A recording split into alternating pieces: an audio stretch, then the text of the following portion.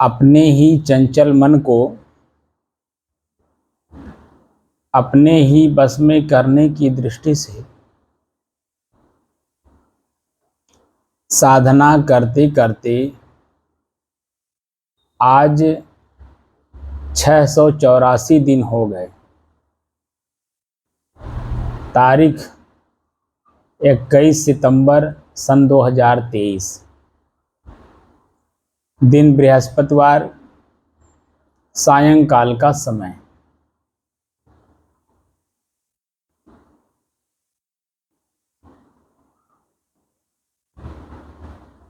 सदगुरु कबीर के बीजक से कहारा प्रकरण का उल्लेख हम लोग कर रहे हैं। कहारा प्रकरण का पहला कहारा खत्म हो गया। अब दूसरे कहारा का 3 लाइन सुबह हमने चर्चा की थी। बाकी 3 लाइन इतने टाइम फिर कर लेते हैं। जिस साधक ने अपने आप को सहज, सरल और स्वाभाविक बना लिया है और अपने आप में ही बिल्कुल तृप्त रहता है, संतुष्ट रहता है, अपने शरीर, इंद्रिय और उनके विषय, उनके भोग को अपने बस में किए हुए है, आवश्यकता अनुसार ही सिर्फ भोगों को भोगता है। भोगौ भोग भुक्त जनि भूलो, जोग जुक्त तन साधव हो। भोगों को भोगना है। कौन से भोग को भोगना? प्रारब्ध रूपी भोग को भोगना। जैसे शरीर है, प्रारब्ध है, इसमें भूख है, प्यास है, नींद है, आलस्य है, जमुहाई है, बुराइयां भी हैं, अच्छाइयां भी हैं, सबको भोगना है। लेकिन कैसे भोगना है? पहले इस साधना के पहले जैसे करते थे वैसे नहीं कि भूख लगा तो हम उसी में परेशान, दुखी, पीड़ित होने लगे। भूख लगा, भूख हमारे कंट्रोल में है। जब समय आएगा आराम से नहा धो करके बैठ करके भोजन करेंगे, न कि हम परेशान और दुखी होंगे। ना अपनी परेशानी हम किसी दूसरे पर डालेंगे। जीभ हमारे बस में हो गया, आंख हमारे बस में हो गया, कान हमारे बस में हो गया। जब बाहरी चीजें हमारे बस में रहती हैं तो आंतरिक चीजें अपने आप हमारे बस में रहती हैं। लेकिन बाहरी चीजों को पकड़ बनाने के लिए आंतरिक मजबूत होना बहुत जरूरी है। अगर आंतरिक मजबूत नहीं है तो बाहर की चीजें आपको प्रभावित कर ही देंगी। इससे आंख प्रभावित कर देगा, कान प्रभावित कर देगा, जीभ प्रभावित कर देगा, लिंग प्रभावित कर देगा। इसलिए अंदर से मजबूत और बाहर की क्रियाओं में भी अपने आप को मजबूत। जो बना लिया होगा अपने आप को, उसकी बात हो रही है। जो बनाएगा, कब बनाएगा कोई पता नहीं, उसकी कोई यहाँ चर्चा नहीं हो रही है। जो बनी स्थिति को बना लिया होगा उसकी चर्चा हो रही है। और उसके लिए ये सब इंस्ट्रक्शन, निर्देश दिए गए हैं कि समय समय से ये चीजें आपके सामने आएंगी, उनको कैसे आप उपभोग करेंगे। उपभोग तो करना ही, सब भूख है तो भोजन लेना ही है, उपभोग में आता ही है। लेकिन जो पहले स्वादिष्ट भोजन था तो ठूस के जो गले तक खा लेते थे, ऐसा नहीं करेंगे। भोजन ग्रहण करेंगे तो हमें महसूस भी होना चाहिए मैं भोजन ग्रहण कर रहा हूं, किया हूं। यानी 4 रोटी का भूख है तो 2 रोटी, 2.5 रोटी, 3 रोटी तक करेंगे, इससे ज्यादा नहीं। चौथा रोटी छुएंगे भी नहीं। 5वां, 6वां, 7वां की तो बात ही छोड़ दीजिए। यानी जो भूख है, भूख से भी कम भोजन करेंगे तो हमारा शरीर हमारे बस में रहेगा। आलस्य, नींद, जमुहाई नहीं आएगा। किसी भी काम करने में जो उत्सुकता है, उत्साह है, उमंग है, कार्य करने की क्षमता है, दिल दिमाग सब दुरुस्त है, समझ में भी आ रहा है कि मैं काम कर रहा हूं, ऐसी स्थिति हमको प्राप्त होती है। लेकिन जब ठूस के खा लेंगे तो आपको आलस आएगा, निद्रा आएगी, डर बस भय बस मान ले कर भी रहे हो तो बार बार उसमें मन लगेगा ही नहीं, वही आपको आलस्य निद्रा जमुहाई आपको सताएगी। तो जिस काम को कर रहे हैं वो मन से नहीं करेंगे, देख कर जान कर समझ करके नहीं करेंगे, वो तो डर बस कर रहे हैं, भय बस कर रहे हैं, और उसी में नुकसान हो जाता है, हाथ कट जाता है, उंगली कट जाती है। बहुत सारी घटनाएं होती हैं। जैसे लोग ट्रक चला रहे हैं तो रात में नींद आ रही है, सुबह 4 बजे का टाइम है, 5 बजे का टाइम है, 5 बज गया, 6 बज गया, लेकिन फिर भी ड्राइव करे जा रहे हैं। अब वो नींद इतनी प्रभावी हो जाती है कि गाड़ी को कहीं से हल्का सा भी आपने झपकी मारा कि गाड़ी आपकी खाई में गिरी, डिवाइडर से टकराया या किसी सामने वाले ट्रक से टकरा गया।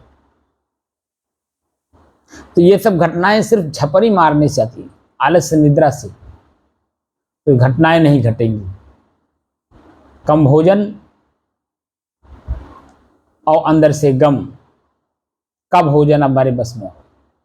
मैंने कोई भी व्यक्ति अगर हमारा अपमान भी करता हो तो हम उसको अपमान न समझ करके उसकी तरफ ध्यान ही नहीं देंगे, बल्कि हम अपने कार्य के प्रति ध्यान देंगे। हम क्या कार्य कर रहे हैं, क्या उद्देश्य लेकर के मैं किस कार्य को कर रहा हूं।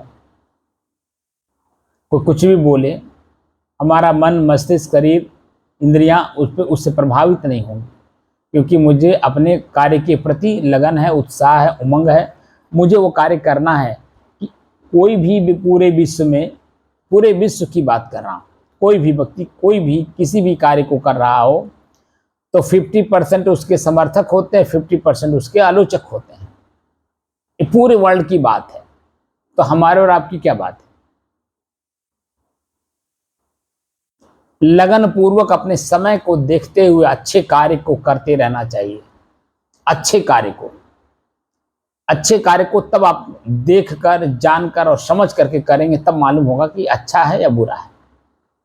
नहीं समझ में आ रहा है, किसी विशेषज्ञ से पूछिए, मैं कार्य करना चाहता हूं, उसमें बुराई कितनी है, अच्छाई कितनी है।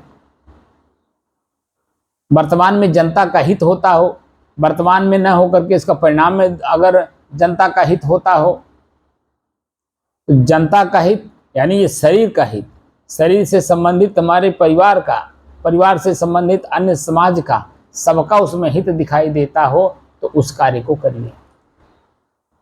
जिसमें वर्तमान में ही नुकसान दिखता हो उस कार्य को तो कतई मत करिए, क्योंकि वर्तमान में जब नुकसान दिख रहा नहीं, मन हमारा भयभीत हो रहा है, निर्भय होने के बजाय भयभीत हो रहा है।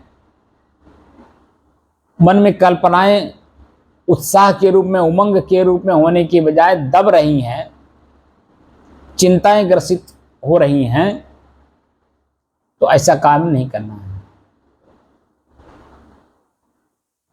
तो अगली लाइन हम लोग चर्चा करते हैं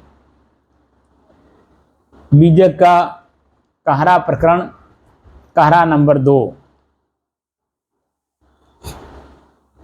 जो सुबह हम लोग चर्चा किए थे, मत सुन मानिक हृदय बंद निवारो हो, अटपट कुम्हरा करे कुम्हरैया चमरा गांव न बाँचे हो। मत सुन मानिक, इसका मैंने अर्थ बताया था, बाहरी कोई भी चीजें मत करिए, व्रत उपवास तीर्थ धर्म कर्म कुछ भी मत करिए, किसी के पास भी मत जाइए। बस अपने अंदर में, अपने हृदय में जो गांठ है, आसक्ति है, जिसके बिना हम नहीं रह पा रहे हैं, जैसे सुरती है, बीड़ी है, गांजा है, भांग है, मीट है, मांस है, मछली है, दारू है, अफीम है, चरस है, जिसके कारण से मैं दुखी हो रहा हूँ, पीड़ित हो रहा हूँ। अब मुझे समझ में आ रहा है, जैसे सुरती खाइए तो सुरती खाने से मैंने बताया था ना, दांत काला हो जाता है, मुंह से दुर्गंध आते हैं। तो अपने नाक से, अपने मुंह से, अपने नाक में हवा डालिए, नाक आपको बताएगी आपका जो नाक, जो मुंह में हवा है वो दुर्गंधदायक है या सुगंधदायक है। हमसे कोई भी, जब हमारे सामने कोई पड़ जाता है, मैं उनको उनकी आदत मांगता हूं कि मुझे ये आदत दे दीजिए, तो कहते हैं क्या करें महाराज, छूट नहीं रहा है। तो मैं उनको उपाय पूछता हूं कि भाई अगर करो तो उपाय बताऊं, अगर ना करो तो कोई बात नहीं है। अगर तुम उसे पकड़े ही रहना चाहते हो तो मैं उसको छुड़ा भी नहीं सकता हूं। क्योंकि ये जब भी छूटेगा तो आपके अपने ही अंदर से जब भावना जागेगी तभी छूटेगा। जब स्वयं अपने आप उसको छोड़ने के लिए आप कमर कसेंगे तब छूटेगा, ऐसे नहीं छूटेगा। अगर आप छोड़ना चाहें तो बताएं।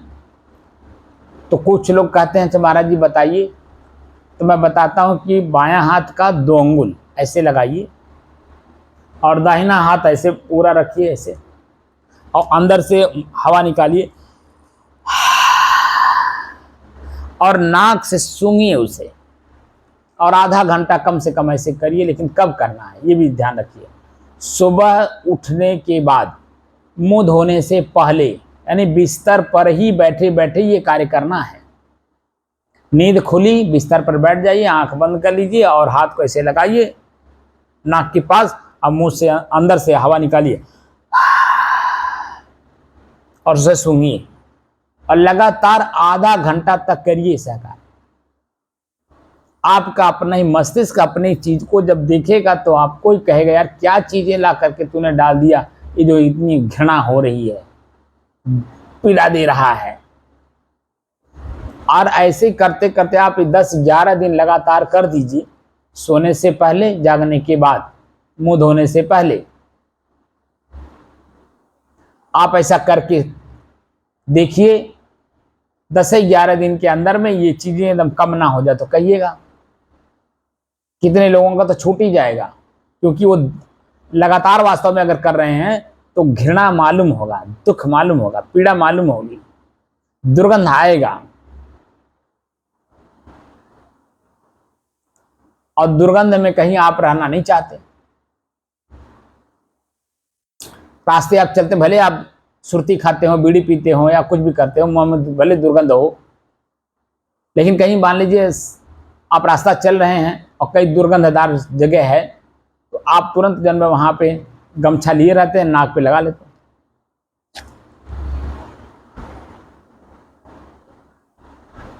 तो अपने अंदर में जो दुर्गंध है उसको जब आप देखेंगे तो क्या उससे नहीं आप अपने आप को अलग होने का प्रयास करेंगे?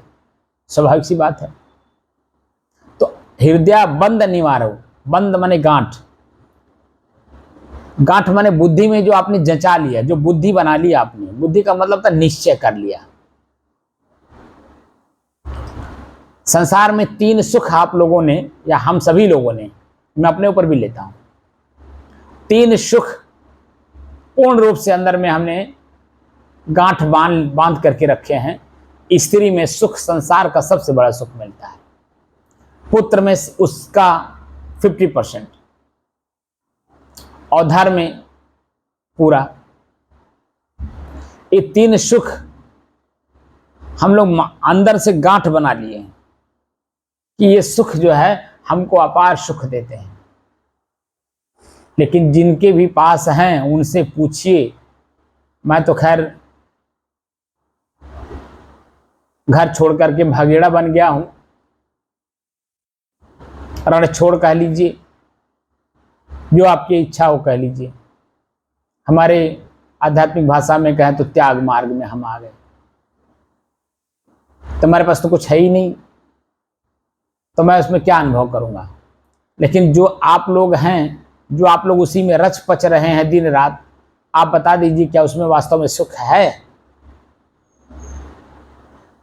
अगर सुख होता उसमें तो फिर हमारे जैसे सन्यासियों के पास जो कुछ भी नहीं, मेरे पास, हम लोग त्यागी हैं, लंगोटी भी हमारे पास नहीं है, लंगोटी भी जो कपड़ा वो भी आप ही का है, वो भी मेरा नहीं है, आप ही लोग ला करके देते हो। तो हम लोगों के पास बैठने की आपकी क्या जरूरत पड़ी है? भगवान, ईश्वर, खुदा, गॉड, अल्लाह मनाने की क्या जरूरत है?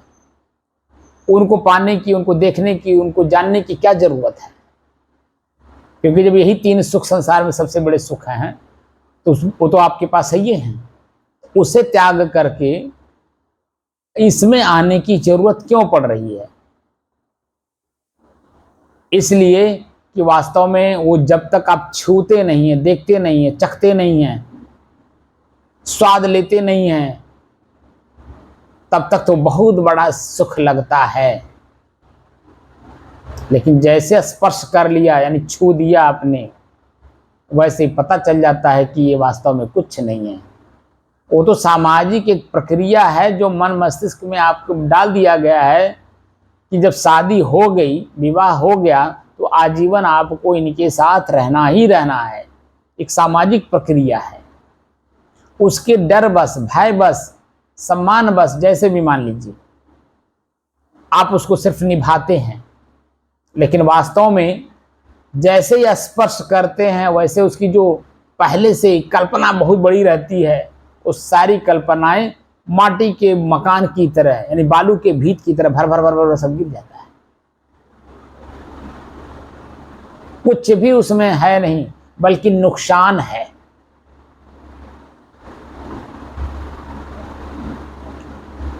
और ये 2 चीजें नुकसान नहीं है, भौतिक रूप से 9 चीजें उसमें नुकसानदायक है।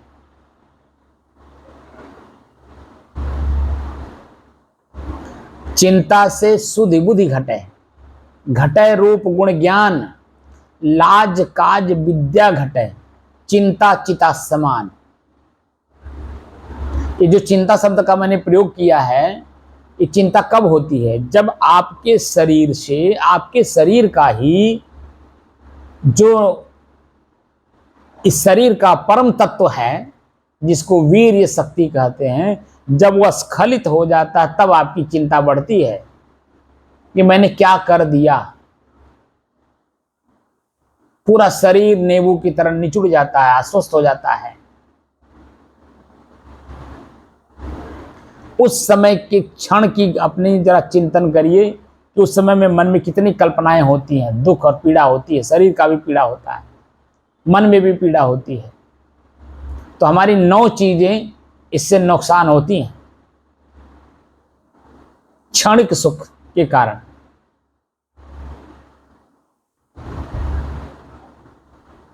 इसीलिए जो अंदर गांठ आपने बना लिया 3 चीजों का, स्त्री सुख, पुत्र सुख और धन सुख का, इस गांठ को देखकर, जानकर और समझकर निकालने का प्रयास करिए।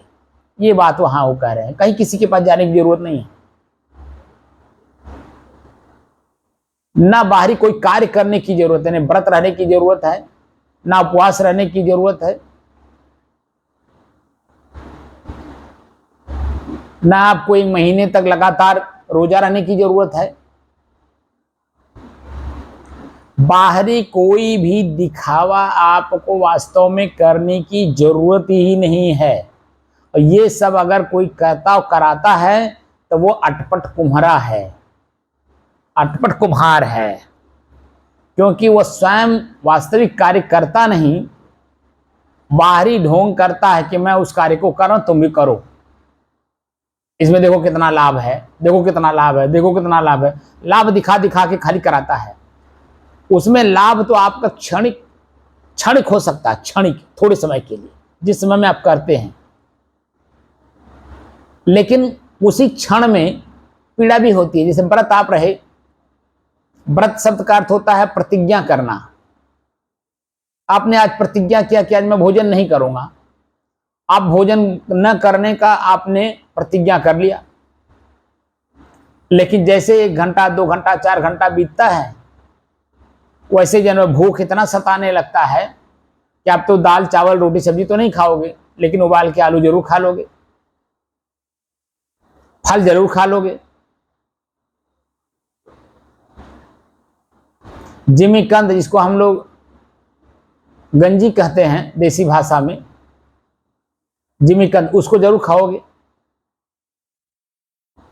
यानी जो भोजन है, अगर 100 रुपए का अगर उसमें कीमत लगता है, तो आप यहाँ 400-500 का कीमत का सामान खा जाओगे, और फिर भी पेट नहीं भरेगा, और फिर भी आपको अंदर अंदर से पीड़ा देगी। जब दूसरे दिन पारण करोगे, भोजन अंदर जाएगा, उस समय जो आपको तृप्ति मिलती है वो 4-6 घंटे के लिए स्थायी कुछ तो देता है। लेकिन व्रत रहने से आपको क्या मिला? प्रतिज्ञा आपने की, लेकिन प्रतिज्ञा भी आपने तोड़ दी कि भोजन नहीं करूंगा। अब भोजन के एवज में आप कुछ न कुछ मुंह में डाले जा रहे हो, मुंह में डाले जा रहे हो। क्या मिला आपको? तीर्थ में गए, ठीक है, तीर्थ में जाइए, तीर्थाटन करना चाहिए। तीर्थाटन इसलिए बनाया गया था कि वो देशाटन के रूप में आप जाओगे तो जो कुएं का मेंढक की तरह आपका वृत्ति खाली उतने तक ही सीमित रह गए, घर खेत और अपने परिवार तक सीमित जो रह गए थे, वहां से निकाल करके थोड़ा देशाटन कराया जाता है। तीर्थाटन का मतलब देशाटन, गांव से निकलो, थोड़ा बाहर जाओ, देखो वहां का रहन सहन, खान पान, बोली भाषा, उनकी जो अंदर में भावनाएं हैं, मनुष्य के प्रति कितना आदर है, भाव है, प्रेम है। वही एक से एक धनाढ्य लोग हैं जो धर्मशाला खोले हैं, आप जाकर के उसमें रहते हैं। कितने ऐसे दानी महापुरुष लोग हैं जो अन्य क्षेत्र खोले जिसमें आप जाके भोजन करते हैं। बाहर जब जा निकलते हैं तो अपने अंदर में एक जिज्ञासा जगती है उस क्रियाओं को देख करके कि हमको भी ऐसा कुछ करना चाहिए, इसलिए वो बनाया गया था। तीर्थों में जाओगे तो संतों के देखो, पहले जो वास्तव में तीर्थ बना था तो तीर्थ में यानी नदी के तट पर जंगल में संत महात्मा रहते थे। तो संत महात्मा तपस्वी हुआ करते थे, चिंतन करते थे और ईश्वर की प्राप्ति के लिए एकदम लीन रहते थे। तो उसी तीर्थ में जाकर के, तीर्थ वही जो कि पाप से तारत, पाप वही मन मध्य विकारा। पाप क्या, जो मन के अंदर में इच्छाएं हैं, कल्पनाएं हैं, वासनाएं हैं, ये हमारा पाप है। इसी पाप को निकालने का उपाय तीर्थों में जाने से, संतों के सानिध्य में सत्संग करने से, प्रवचन सुनने से, ग्रंथ सुनने से, उनके आचरण को देखने से मन में जिज्ञासा होती थी। आज तो बिल्कुल उलट गया है। झोपड़ी में रहते थे,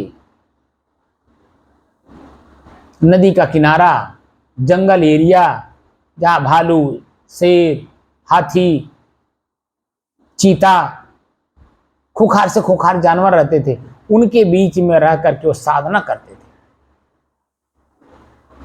और देखिए संजोग, वह लोग भी आपको कुछ भी नहीं कहते थे। आपका एरिया जहां आपका झोपड़ी है उस एरिया में वो आते भी नहीं थे। अगर आ भी गए तो रास्ता पकड़ करके निकल जाते थे। कितने समझदार हुआ करते थे।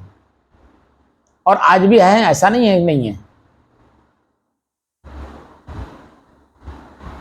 और आगे भी रहेंगे, क्योंकि वो जो शेर का शरीर है, शरीर के अंदर में जो चेतना है वो है तो आदमी का ही, वह भी तो वही है जो आप हो। मनुष्य शरीर आपने त्यागा इसलिए आप उसमें चले गए, लेकिन जो उसमें है, उस शरीर के अंदर में, उस शरीर को जो चला रहा है वो वही तत्व है जो आप हो। मानव शरीर में रह करके उस शेर ने जो बुद्धि कमाई थी, उस बुद्धि की वजह से वहां हो गया है। यानी निश्चय जो कर लिए हो, ये धन संपत्ति, ये जमीन जायदाद मेरा है, और उसके लिए आपने नाजायज कितने कर्म ऐसे कर दिए हैं जो नहीं करने चाहिए थे आपको। इसी पृथ्वी पर एक से एक सूरवीर आए और इसी पृथ्वी को अपना माने और अपना बनाने की कोशिश की, लेकिन इसी मिट्टी का एक कण बन करके रह गए और कुछ नहीं हुआ। खाली समय का उन्होंने सदुपयोग करने की बजाय सिर्फ मात्र दुरुपयोग किया है और कुछ नहीं किया। और वही आज हम लोग भी कर रहे हैं, खाली दुरुपयोग कर रहे हैं समय का। ये घर मेरा, ये खेत मेरा, ये मेरा बेटा, ये मेरी पत्नी, मेरा बहू, ये मेरे नाती, ये मेरा नौकरी, मेरा दुकान। अरे थोड़ा सा तो दिमाग लगाइए कि जो ये खेत बाड़ी पहले आज जो है ये किसी और का था पहले, वो आज कहाँ है। और जो आपका आज आप मान रखे हो, आपके इसी शरीर में 50-60 साल के अंदर ही, जब तक आप शरीर में हो, आपके रहते रहते आपका अपना नाती कहता मेरा खेत है, आपका बेटा कहता मेरा खेत है, पनाती कहता मेरा खेत है, आपके 4 बेटे हैं, चारों कहते मेरे हैं, मेरा खेत है। तो आपका है क्या? आपके रहते रहते ही आपके जितने भी कमाए हुए चीज आपकी बाहरी है, सब पर कोई न कोई अपना अधिकार जमाता है, मेरा है। तो बता दीजिए आपका है क्या?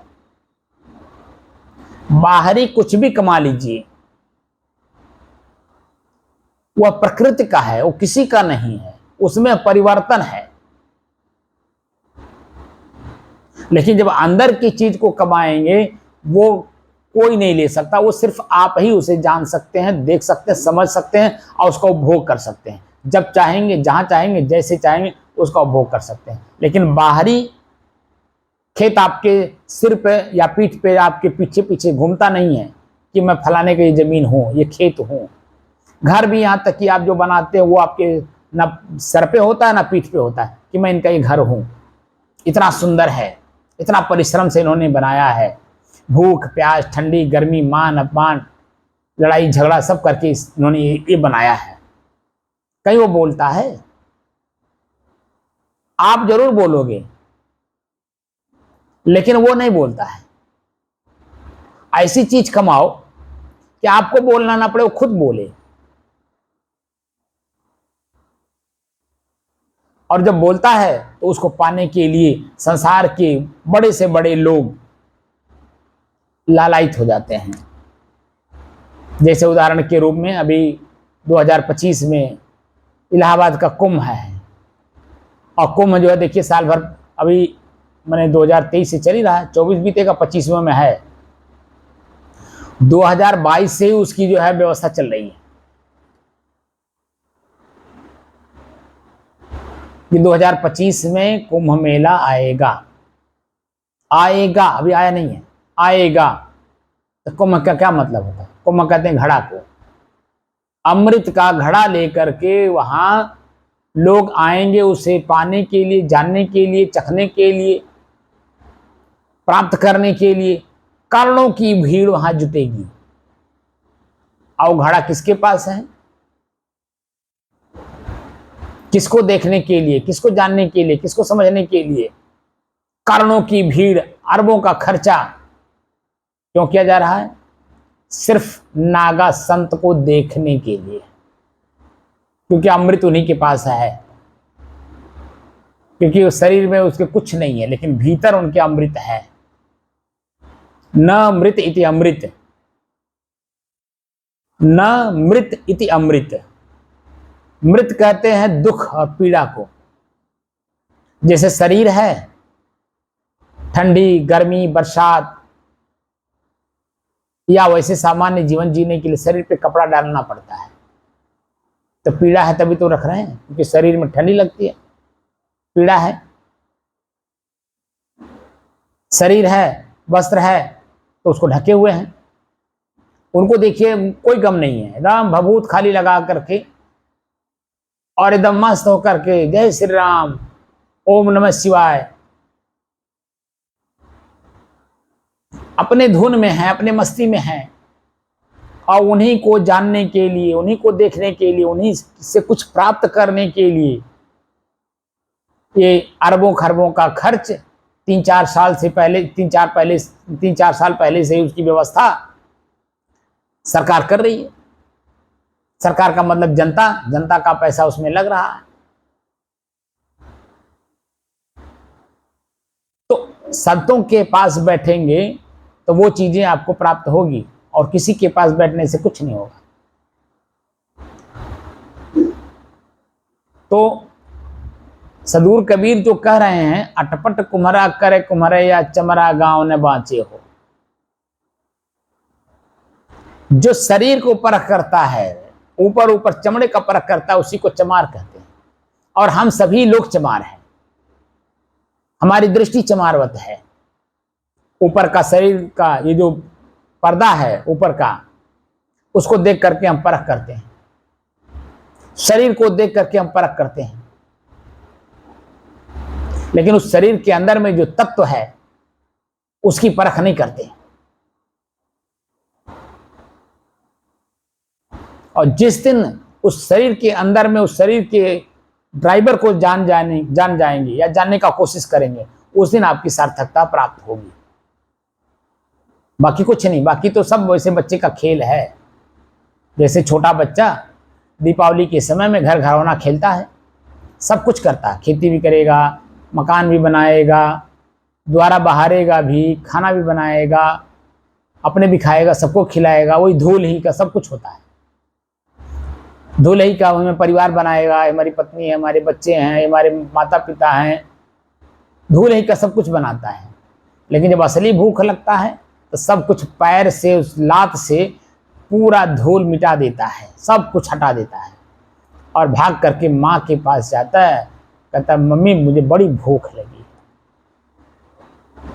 तो हम लोग वही काम कर रहे हैं, बच्चेवत कार्य कर रहे हैं। और जब भूख लगेगी तब हम संत के पास दौड़ते हैं, क्योंकि संत ही एक ऐसे माँ हैं जो हमारी भूख को मिटा सकते हैं।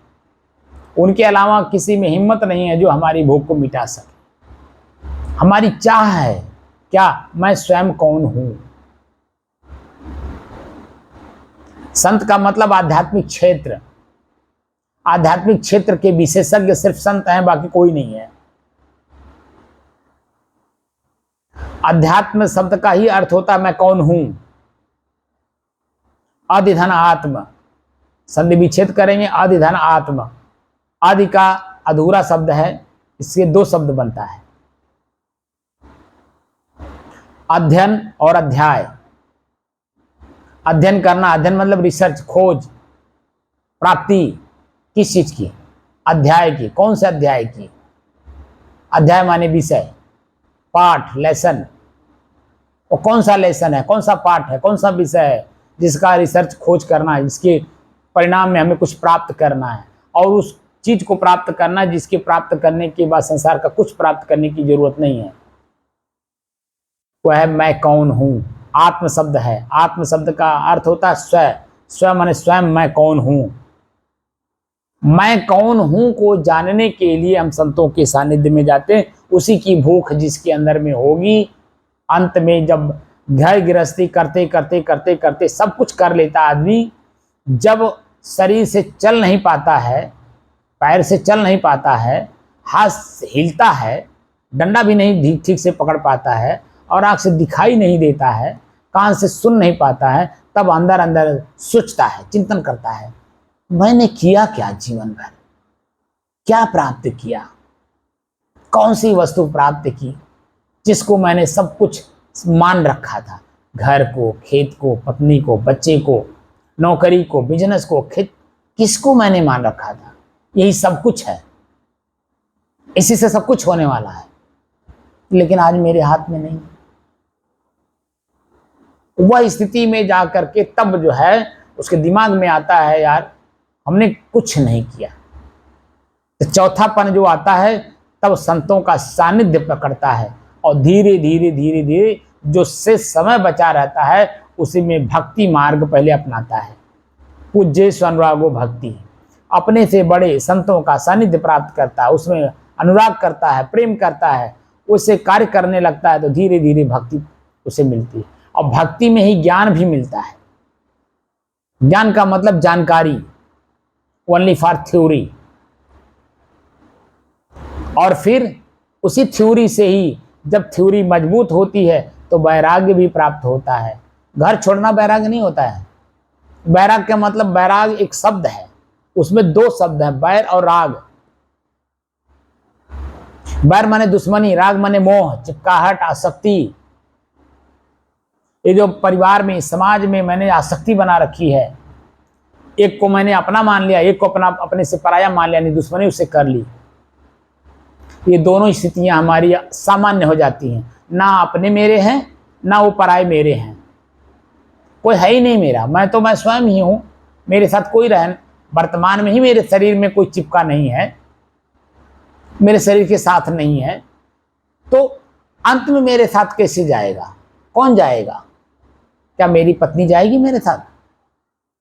क्या मेरा बेटा जाएगा मेरे साथ? क्या ये खेत बाड़ी, जमीन जायदाद, ये दुकान, ये बिजनेस, ये नौकरी, ये पद, ये प्रतिष्ठा, क्या मेरे साथ जाएगा? जब इस तरह का भावना आता तब वैराग उत्पन्न होता है। अब वो वैराग की स्थिति आपकी मानसिक स्थिति को कहते हैं। और उस स्थिति में जब आप आते हैं तब हल्का सा मन शांत होता है, हल्का सा मन शांत होता है, पूरा नहीं होता। पूरा तो परित्याग करने से होता है, वैराग करने से नहीं, परित्याग करने से। त्याग का मतलब होता है छोड़ देना, परिविशेषण लगा दिया, विशेष प्रकार से छोड़ दिया। शरीर रहेगा, परिवार रहेगा, समाज रहेगा, इसी समाज में, इसी देश में, इसी प्रकृति में रहते हुए परित्याग किया जाता है। परि विशेषण लगा दिया। जैसे भूख लगा तो डट के ठूस के नहीं खाएगा, देख कर खाएगा, जान कर खाएगा, समझ करके खाएगा। वह एकदम आंख मूंद करके नहीं खा लेगा जो भी आप दे दोगे। वह मेरे हित लायक है कि नहीं। मैंने शरीर, हमारा 3 शरीर है शरीर में, मैंने बताया था, स्थूल शरीर, सूक्ष्म शरीर और कारण शरीर। इन तीनों शरीरों को जो संतुष्ट करता हो, तृप्त करता हो, पश्चाताप और आत्मग्लानि ना होता, उसका परिणाम उसके दुष्परिणाम में ना मिलता हो, उस भोज्य भोजन को ग्रहण करता है। न कि ऐसे जो भी आप दे देंगे या कहीं कुछ मिल गया खा लेगा, ऐसा नहीं है।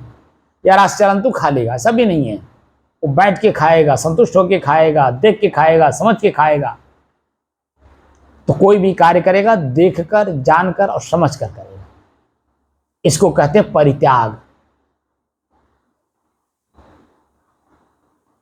छोड़ेगा। शरीर में हमारे सन्यासियों में है, देखिए आप, सन्यासी, सन्यास का जहां पर व्याख्या है पूरा, जो जीवन में धारण करना है, वो अपने साथ कुछ भी लेके नहीं चल सकता है, पात्र भी लेकर के नहीं चल सकता है। वस्त्र सिर्फ जो शरीर पे है वो उतना ही रखेगा। और यहां तक कि जब वह स्थिति बिल्कुल आ जाती है तो जो हमारे महावीर, जैन परंपरा में जो हमारे महावीर जी थे, आकाश को छत और पृथ्वी को मकान, चारों दिशाओं को कपड़ा मान करके जीवन जीते थे।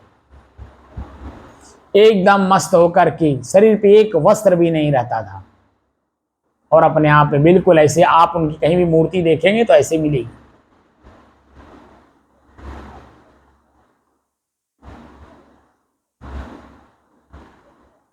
एकदम अपने आप में तृप्त, उसको कहते परित्याग। घर छोड़ करके भागना, समाज छोड़ करके भागना, शरीर को छोड़ के कहां भागोगे?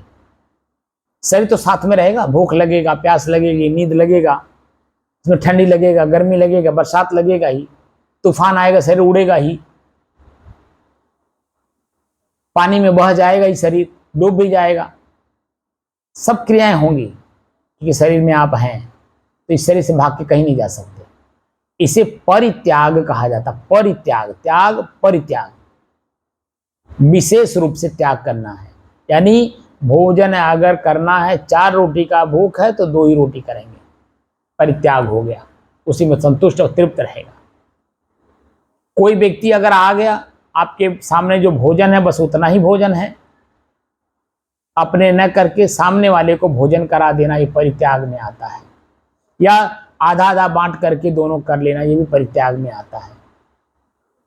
क्योंकि परिविशेषण लगा है ना, क्योंकि जो मैं हूं वही सामने वाला, जो सामने वाला वही मैं हूं। सामने वाले को भी भूख लगा, मुझे भी भूख लगा, भोजन थोड़ा है, क्यों ना उसी में बांट करके आधा आधा कर लिया जाए। मन भरना चाहिए, शरीर नहीं। मन भरता है सामने वाले की सेवा करने से, और सेवा होती है अपनी सहनशीलता से। स्वयं का हमारा जो शरीर है वो सहनशील हो, हमारे बस में हो, तब जाकर के सहनशीलता आती है। हमारे बस में नहीं है, इसलिए असहनशील हैं। सहनशीलता है ही नहीं है, तो कोई भी चीजें हम कोई भी आता हुआ देखते हैं तो उसको, अपने भोजन को छुपा देते हैं। मन में भय उत्पन्न करते, कहाँ ये आदमी इसी वक्त इसको आना था। शब्द का प्रयोग देखिए, अपने मन में अपने आप से वार्तालाप करता, इसको अभी आना था क्या? रुक करके नहीं आ सकता था, या इसके पहले नहीं आ सकता था? इस तरह से भाषा आपके मन की, अपने अंदर में अंतर्द्वंद चलती है। ये अंतर्द्वंद जिस दिन खत्म हो जाएगा उस दिन सहनशीलता आ जाएगी, और सामने वाले को अपनी तरह समझेंगे, उनको भगवान मानेंगे, ईश्वर मानेंगे, ईश्वर का रूप मानेंगे। और उनका भी सेवा आप करेंगे। चलो कोई बात नहीं, आ गए हैं तो उनका भी इसमें लगता हिस्सा है, तो क्यों ना उनका हिस्सा दे करके तब अपने हिस्से को हम ले। ये भावनाएं आती हैं, उत्तम भावनाएं आती हैं, इसको कहते परित्याग।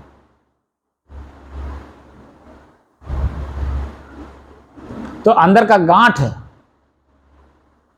जब तक निकलेगा नहीं, आसक्ति मोह परित्याग होगा नहीं, त्याग होगा नहीं, तब तक परित्याग होगा नहीं। त्याग का मतलब बिल्कुल छोड़ देना, और परित्याग का मतलब होता है जो हमारी स्थिति है इस स्थिति को सामान्य बनाना, प्रसन्नचित होना, उत्साहित होना। जो वर्तमान की स्थिति है उसको अपने बस में करना, न कि उसी के अधीन होना। ये स्थितियां आती हैं। इसी स्थिति के लिए सदगुरु कबीर यहाँ चर्चा कर रहे हैं। मत सुन मानिक हृदय बंद निवारो हो, अटपट कुम्हरा करे कुम्हरे या चमरा गांव न बाचे हो। नित उठ कोरिया पेट भरत है, छिपिया आंगन नाचे हो। ये सुबह हमने इसकी चर्चा की थी। अब आगे 3 लाइन हम चर्चा करेंगे। चौथी जो लाइन है, नित उठी नौवा नाव चढ़त है, बेरही बेरा बोरे हो, जिसकी जिक्र मैंने सुबह में थोड़ा सा किया था कि मैंने 2008 या 9 में उड़ीसा में जगन्नाथपुरी गया हुआ था, और वहाँ मैं लगभग 10-15 दिन रहा, लगभग 15 दिन तक था। और हमारे साथ में कम से कम 8-10 महात्मा थे बनारस से।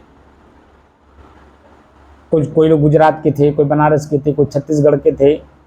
कुल मिला करके इकट्ठा हम लोग 12-15 लोग थे, और 15 दिन लगभग हम लोग थे वहाँ पर। तो प्रतिदिन शाम को हम लोग समुद्र के किनारे जाके बैठते थे और वहाँ का नज़ारा देखते थे। तो वहाँ मुझे ज्ञान हुआ ये इस लाइन का, क्योंकि मैं वहाँ पे देखा मछली मारने वाले लोगों को। तो जो बड़ी बड़ी नाव से जाते थे तो भीतर चले जाते थे समुद्र के अंदर, काफ़ी दूर तक, कोसों मीलों, 10 किलोमीटर 15 किलोमीटर। लेकिन जिनके पास छोटी छोटी नाव हैं और 2-4 लोग उसमें बैठ सकते हैं, वो तो 1 किलोमीटर के अंदर में ही अपना सब काम करते थे। लेकिन कुछ लोग डोंगी नाव लेकर के 100 मीटर अंदर समुद्र के अंदर, 100 मीटर 50 मीटर अंदर डोंगी, जो कि समुद्र के तट, जो तट है पृथ्वी का, पानी जो टकराता है तो उसमें लहरें उछलती हैं और उसमें डोंगी नाव पलट भी जाती है। और उसमें कैसे कैसे लोग जो है डोंगी नाव को घुसाते थे और उस पर चढ़ते थे, और चढ़ करके जो है बेरा कहते हैं मछली मारने का संसाधन है। और रस्सी होती है, उसमें कटिया लगाया जाता है और लंबा होता है, और एक एक करके उसमें पानी में डालते हैं, और ऊपर से उस रस्सी में कुछ हल्का चीज़ बांध देते हैं ताकि वो डूबने ना पावे, ऊपर दिखाई दे। तो वो बेरा बोरे हो, उसी को उसी में डालते हैं और डाल करके फिर वो चले आते हैं। 1 घंटा 2 घंटा 4 घंटा छोड़ देते हैं, फिर उसी रात में ही जा करके उसे फिर निकालते हैं। और वो जो बेरा डाले हुए हैं उसमें कई कटिया होती है, बंसी, कई बंसी होती है, कम से कम 50 हो। तो एक एक करके उसे अपने नाव में रखते हैं, तो उसमें मछलियां फंस जाती हैं। मछली फंसाने के लिए वो किया जाता है। तो उसका जिक्र किए हैं कि मतलब देखिए, वो देख रहा है कि समुद्र की लहरें इतनी ऊंची ऊंची हैं कि उसमें हमारी डोंगी नाव पलट जाएगी, हम दब जाएंगे, हम मर भी सकते हैं, डूब भी सकते हैं, कुछ भी हो सकता है। लेकिन फिर भी वो मछली मारने के लिए कितना उतावला है और अपने कार्य को कर रहा है। ये साधकों को उत्साहित करने की भाषा है कि अपना काम जैसे वो कर रहा है और उसमें मरने जीने का कोई उसको डर भय नहीं है, वैसी तरह से आपको भी अपना काम करना है। भूख प्यास ठंडी गर्मी मान अपमान सब कुछ सहन करना है अपने अंदर का काम करने के लिए। उसी का जिक्र यहां किया हुआ। राउर की कछ खबर न जानो कैसे के झगड़ा निबेरो हो। राउर कहते हैं अपने आप की। राउर एक भाषा है बोलने की। रौरे यहां आवें, रौरे कहाँ गए लहली, क्योंकि कबीर साहब अवधी भाषा का ज़्यादा प्रयोग किया है। तो अवध क्षेत्र है अयोध्या, इलाहाबाद, बनारस और गोरखपुर, ये जो एरिया है, इस एरिया में कई तरह की भाषाएं बोली जाती हैं जो अवधी होती हैं। रौरे कहाँ गए लाली, रौरे काव खैली, रौरे फलाने जगह फलाने से मिले लाली कि ना मिले लाली, इस तरह की भाषा राउर शब्द है। तो यहां पर यह जिक्र किया गया है, राउर की कुछ खबर न जानो। राउर मतलब अपने आप की, कि कुछ खबर न जानो। और कह रहे कैसे के पद पहचानबे हो। अभी मैंने इसी मोबाइल में मैंने भी टाइप किया है, इसीलिए मुझे आने में लेट हुआ। पद और निज तत्व क्या है, इसे कैसे प्राप्त किया जाता है, प्राप्त होता भी है या नहीं है।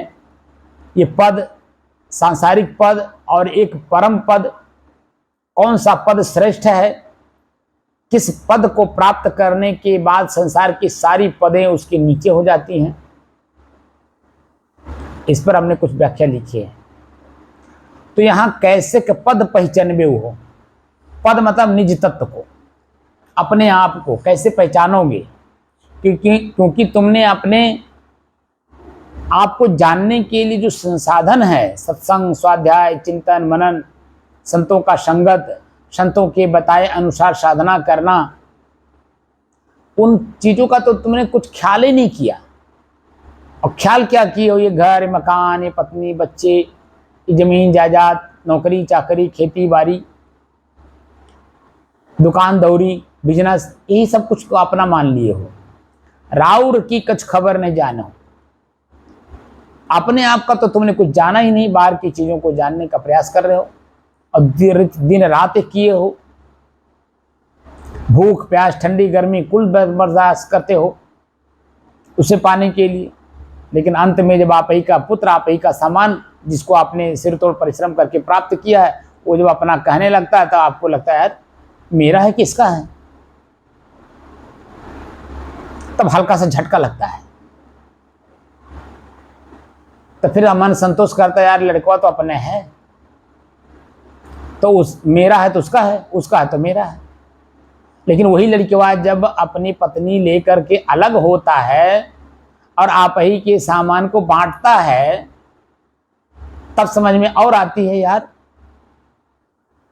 ये मेरा है कि इसका है। तो फिर आपका मन वही आपको समझा देता है यार बेटे हुआ भले अलग हो रहा लेकिन है तो तुम्हारा ही, समाज तो आप ही का बेटा मानता है। फिर भी वहां आंख नहीं खुलती कि वो मेरे से अलग है, उसका अपना पूर्व जन्म का संस्कार है, मेरे पास उसका संपत्ति पड़ा है, उसको देना है, लेना है, जो भी करना है। क्योंकि जितनी भी शरीरधारी जीव हैं सब अपने आप पे स्वतंत्र सत्ता हैं, इस बात की जानकारी हम लोगों को नहीं है। ये पांच तत्व तो मालूम पड़ते हैं, प्रकृति है, शरीर है, प्रकृति है, ये मालूम पड़ता है। लेकिन शरीर के अंदर में जो रहने वाला है वो स्वतंत्र सत्ता है, और एक नहीं है, अनेक हैं। और अनेकों अनेक हैं, अनेकों अनेक हैं। जो मैं हूं ये आप हैं, लेकिन हम जैसे स्वतंत्र हैं वैसे आप भी स्वतंत्र हैं। शरीर मिट्टी पानी आग हवा आकाश से भले आपका भी बना हो मेरा बना हो, लेकिन इसमें जो चलाने वाला इसका है वो हम लोग अलग अलग हैं और स्वतंत्र हैं, एक सत्ता है, उसको निज तत्व कहते हैं। अब एक ठू नहीं है। जितने चलते फिरते जीव आपको चींटी से लेकर के, चींटी से भी छोटे छोटे जीव हैं जो चलते हुए उड़ते हुए आपको मिल जाएंगे।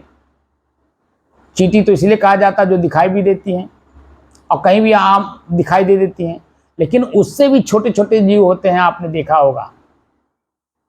मच्छरदानी में आप सोइए, हल्का सा टार्च बाज करके कुछ पढ़िए, आप देखेंगे मच्छरदानी के जो जाली है एकदम छोटी छोटी, उस जाली के रास्ते नीचे घुस जाते हैं। चींटी नहीं घुस पाएगी, लेकिन वो जीव जो है देखिए उसके रास्ते आपके यहाँ अंदर आ जाते हैं, वहाँ आपको दिखाई देंगे। आप खाली लाइट बाहर करके कुछ पढ़िए या कुछ देखिए या थोड़ी देर वैसे बाहर दीजिए, खाली उसी रोशनी के कारण वो उसी ऊपर वाले हिस्से से अब मच्छरदानी के अंदर घुस जाएंगे, क्योंकि मच्छरदानी का जो वो होल है वो बहुत छोटा होता है,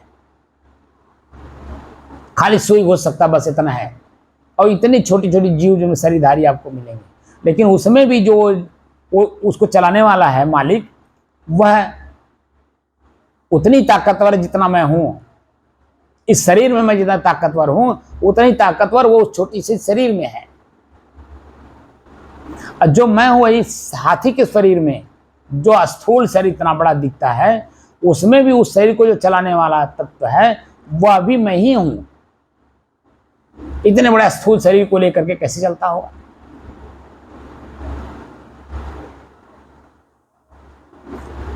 तो उसी जिक्र यहां कर रहे हैं, राउर की कुछ खबर न जानो।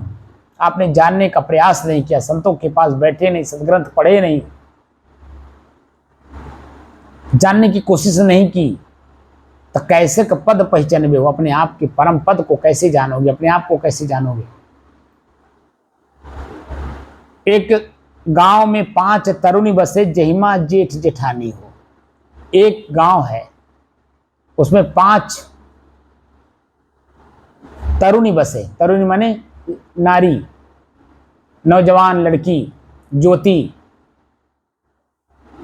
18 साल से लेकर 25 साल के अंदर की जो स्त्री के शरीर है उसको ज्योति बोलते हैं। यहाँ इसकी जिक्र किया हुआ है। एक गांव में 5 तरुणी बसे, जहिमा जेठ जेठानी हो। जेठ और जेठानी दोनों हैं इसमें। आपन आपन झगड़ा प्रकाशन, पिया सो प्रीति नसाइन हो। आपन आपन झगड़ा, एक ही पुरुष के 5 पत्नियां हैं, यहाँ जिक्र है। एक पुरुष के 5 पत्नियां, अब 5 तरुण यानी जवान हैं। एक गांव में 5 तरुणी बसे, जहिमा जेठ जेठानी हो। और आपने आपन झगड़ा प्रकाशन, किसके पास? प्रकाशन का मतलब अपने अपने झगड़ा को, यानी अपनी अपनी इच्छाओं को पूर्ति करने के लिए अपनी अपनी बात कह रही है। किससे? पिया सो प्रीति नसाइन हो। जिस प्रिया की, प्रिय माने प्रिया मतलब पत्नी, पति यानी पुरुष। जिस पुरुष के 5 पत्नियां हैं, वह पत्नियां अपने अपने इच्छाओं को पूरा करने के लिए पिया सो प्रीति नसाइन हो। पिया के साथ जो उसका संबंध है, प्रेम है, नसाइन मतलब नष्ट कर दी अपने अपने निजी स्वार्थ के लिए। और कौन सी 5 पत्नियां हैं एक पुरुष की? और वह गांव कौन सा है? इस शरीर रूपी गांव।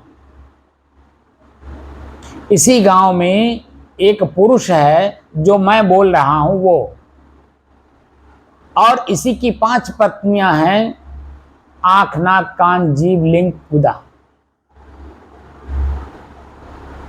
5 विषय, 5 इंद्रियां। जहिमा जेठ जेठानी हो। वासना यानी काम वासना जिस इंद्री से पूर्ति होती है वो जेठ है, इंद्री जेठ है, और उसका विषय, उसका भोग उसकी जेठानी यानी उसकी पत्नी। इसी शरीर के जिक्र कर रहे हैं, कहीं बाहर के कोई चीज जिक्र नहीं हो रहा, इसी शरीर का ही जिक्र हो रहा है। एक गांव में 5 तरुणी बसे। इस शरीर रूपी गांव में 5 तरुणी हैं। आंख अपनी तरफ खींचता है, कान अपनी तरफ खींचता है, जीव अपनी तरफ खींचता है, नाक अपनी तरफ खींचता है, लिंग अपनी तरफ खींचता है। जहिमा जेठ जेठानी हो। अपना लिंग जब काम वासना जागृत होता है तो कहते हैं कि काम नहीं, यह काल है। काम अपर बल वीर, और जब उमगत है देह में तो ज्ञानी ने करत अधीर, ज्ञानियों को भी अपने बस में कर लेता है। अधीर मतलब अपने बस में कर लेता है।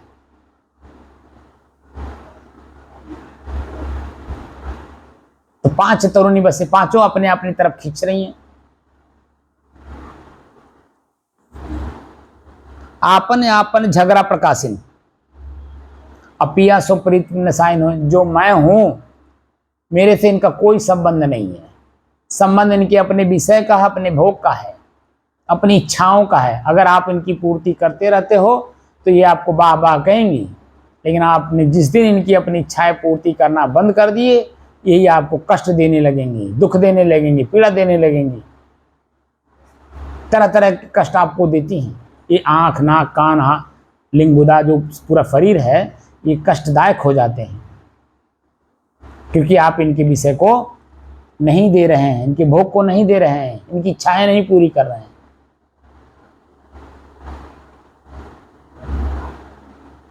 ये 7 लाइन हो गई, मैं इतने टाइम 4 लाइन कह दिया।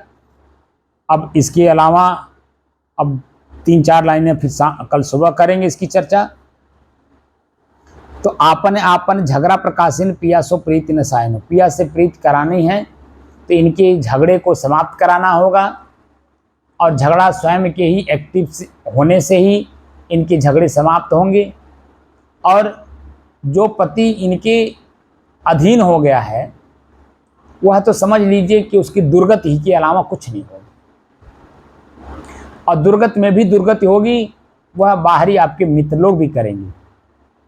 और दुर्गति में दुर्गति और होगी, बाहरी मित्र लोग जब आपको दारू पिलाएंगे, आपको और बाहर से व्यभिचार कराएंगे, और तरह तरह के क्या क्या कार्य कराएंगे, आपकी दुर्गति ही दुर्गति होगी। यानी जो शरीर छूटेगा जिस समय में, उस समय में इतना अथाह पीड़ा लेकर के शरीर छूटेगा कि उसकी कोई सीमा नहीं। इसलिए शरीर रहते रहते, समय रहते रहते ज्ञान संतों के पास बैठ करके करिए, सदग्रंथों को पढ़िए, चिंतन करिए, मनन करिए, कुछ विचार करिए अपने आप में, ये जो मेरा शरीर है ये कितने दिन तक रहेगा मेरे साथ, क्योंकि ये मैं नहीं, मेरा है। मैं तो इसका उपभोक्ता हूं, ये मेरा संसाधन है। और संसाधन क्यों प्राप्त किया है? साध्य को प्राप्त करने के लिए। साध्य मैं स्वयं हूं, स्वयं को स्वयं में ही प्राप्त करना है, इसीलिए संसाधन हमने प्राप्त किया है। किससे प्राप्त किया है? किससे कर्जा लिया है? प्रकृति से। और यही प्रकृति तब आप पे खुश होती है जब आप अपने आप को प्राप्त करते हो। आपको आशीर्वाद भी देती है, जाइए सदैव के लिए मेरे से मुक्त हो जाइए। जो साधना कर करके अपनी इंद्रियों के विषय को अपने बस में कर लेता है, धीरे धीरे अपने आप में शांत हो जाता है, वो उन्हीं का शरीर एकदम प्रफुल्लित, प्रसन्नचित, आनंदित होकर के शरीर छूटता है और स्व में स्थित हो जाता है। प्रकृति शरीर यानी अपने आप छूट जाता है। कैसे छूटता है? जैसे सांप का केचुल छूटता है। बस मैं में मिल गया, शरीर अपने आप वहीं रह गया। तो जिसे वास्तव में अपने आप का परिचय प्राप्त करना हो, मैं कौन हूँ, कहाँ से आया हूँ, क्या कर रहा हूँ, मुझे क्या करना चाहिए, और इन क्रियाओं में उलझ करके या सुलझ करके मुझे कहाँ जाना है। सुलझे तो कहाँ जाना है, उलझे तो कहाँ जाना है। तो मेरी मंजिल कहाँ है? मैं यात्रा में हूँ या मैं मंजिल प्राप्त कर चुका हूँ? अगर यात्रा में हूँ तो मेरा मंजिल कहाँ है? अगर मैं मंजिल को प्राप्त कर लिया हूँ तो मेरा मंजिल क्या है? क्योंकि मंजिल प्राप्त कर लेने के बाद कोई भी चीज़ें, कोई भी संसाधन प्रयोग नहीं किया जाता है, क्योंकि मंजिल मिल गया। तो आँख खुलेगा नहीं, कान खुलेगा नहीं, जीभ खुलेगा नहीं। मुंह जब खुलेगा ही नहीं तो जीभ कहाँ से बाहर निकलेगा? जीभ स्वाद कैसे लेगा? यानी सारी क्रियाएं एकदम रुक जाएंगी, पर शरीर की एकदम शांति स्थिति बनेगी। मेरा मंजिल मैं स्वयं हूँ। स्वयं में जब मैं प्रतिदिन जाता हूँ, लेकिन मुझे जानकारी नहीं किसी ने बताया, न मैं जानने की जहमत उठाया। दोनों बात है, ना किसी ने मुझे बताया, ना मैं जानने का जहमत उठाया। प्रतिदिन 4 से 6 घंटे, 6 घंटे से 8 घंटे हम लोग स्व में रहते हैं, स्व में स्थित रहते हैं, जिसको आप नींद कहते हो। नींद अवस्था वास्तव में आपकी अपनी अवस्था है। आप अपने आप पे रहते हो, सारी इंद्रियां आपकी बंद रहती है, ना आँख से वहाँ देखते हो, ना कान से सुनते हो, ना पैर से चलते हो, ना हाथ हिलता डुलता है, ना मुंह हाथ चलता है, ना जीभ से स्वाद लेते हो, ना लिंग आपका उत्तेजित होता, कुछ नहीं, बिल्कुल शांत स्थिति है। सारी स्थितियां आपकी एकदम बिल्कुल शांत हैं। वह जो अवस्था है वही अवस्था आपकी अपनी मंजिल है। उसी अवस्था को देखकर, जानकर और समझ करके हमें अपने आप बस में करना है। जागृत अवस्था में, चेतनावस्था में हमें अपने आप को अपने ही आप इंद्रियों के विषयों से मुक्त करना है। मुक्त कर लीजिए, बस अपने आप पे शांत हो जाइए। ये काम करना है। जिनको भी ये कार्य करना हो वो मुमुक्षु का भावना धारण करे और हमारे जैसे संतों के पास जा करके अपनी जिज्ञासा प्रकट करे और बताए हुए संसाधन का प्रयोग करे। और उस संसाधन का प्रयोग ऐसे करना है जैसे प्रतिदिन भोजन आप ग्रहण करते हैं सुबह शाम, सामान्य अवस्था में, उसी तरह से उसे सुबह शाम दोपहर जब भी समय मिल जाए आपको प्रयोग करना है। क्योंकि तुरंत प्रयोग करने से कोई चीज़ें हमें नहीं प्राप्त हो जाती हैं, उसमें थोड़ा समय लगता है। क्योंकि हम अपने ही शरीर और शरीर की इंद्रियां, उनके विषय को हमारे कुछ जन्मों से इसको बिगाड़ चुके हैं, फ्री कर दिए हैं। अब उसे होल्ड करना है, रोकना है। तो धीरे धीरे जैसे पेंग मार दिया गया है, जब उसके वेग बहुत तेज हैं तो उसे अगर रोकना चाहते हो तो पेंग मारना बंद करना पड़ेगा। तो धीरे धीरे धीरे धीरे उसका जो वेग है यानी तेज गति है वह धीरे धीरे रुकता है। ऐसे ही हमने जो आंख से बार बार देख लिया, पेंग मार दिया, कान से बार बार जो सुन लिया वो पेंग मार दिया है, जीभ से जो बार बार हमने स्वाद लिया वो पेंग मारना हुआ, लिंग से जो बार बार हमने भोगों को भोगा है वो पेंग मारा है। तो पेंग मारना बंद करना होगा, यानी आंख से देखना रोकना होगा, कान से सुनना रोकना होगा, जीभ से स्वाद लेना रोकना होगा, इंद्रियों से भोग ना होने पावे, इस बात का ध्यान रखना होगा, चौकन्ना रहना होगा, वर्तमान में रहना होगा, वर्तमान की स्थिति सिचुएशन में रहना होगा, तटस्थ रहना होगा, अलग महसूस करना होगा। तब जाकर के आपकी अपनी स्थिति धीरे धीरे मजबूत होगी और वह मजबूत स्थिति जिस दिन बन जाएगी, ये जीवन ही आपका धन्य हो जाएगा और कृतार्थ हो जाएंगे आप। साहिब, बाकी चर्चा फिर सुबह करेंगे। साहिब बंद कर दीजिए।